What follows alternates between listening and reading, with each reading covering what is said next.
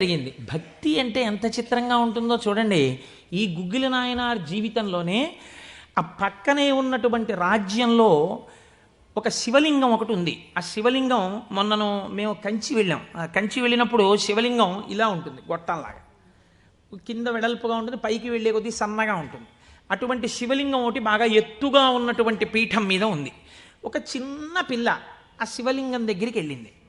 అరమరిక తెలియని పిల్ల. ఆ పిల్ల వెళ్ళి చేతిలో ఒక తుమ్మి పువ్వు పట్టుకుని వెయ్యాలనుకుంది. ఆ పీఠం పట్టుకుంది, ఎగిరింది, ఎక్కింది, అందలేదు. ఆ పిల్ల ఏడుపు మొదలెట్టి శివా శివా నువ్వు నాకు అందట్లేదు, పువ్వు ఎలా వేయనంది.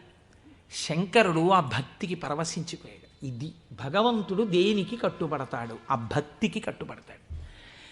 వెంటనే ఇలా ఉన్న శివలింగం ఇలా వంగిపోతే ఆ పిల్లకేం తెలుసు? శివలింగం వంగిపోయింది నా కోసం అది. చిన్నపిల్ల పొంగిపోయి తప్పట్లు కొట్టేసి కాసేపు ఆడేసి 2 పువ్వులు వేసేసి వెళ్ళిపోయింది ఆ పిల్ల.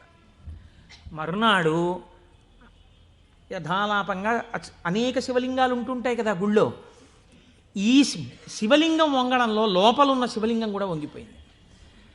అర్చక స్వామి చూసి భయపడిపోయాడు. ఇదేంటి శివలింగం ఇలా వంగిపోయిందని మహారాజుకు తెలిసింది.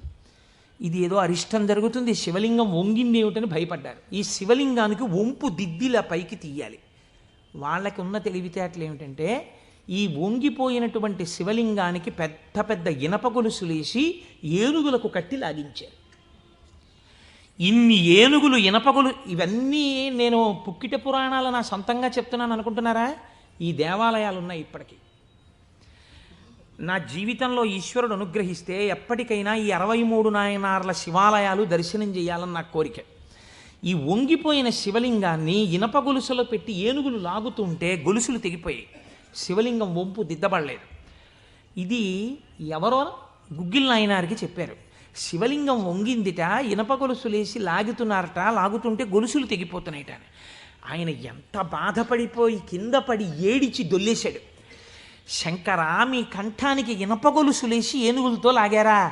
ఎంత ఒరిసిపోయిందో ఆ కంఠమని.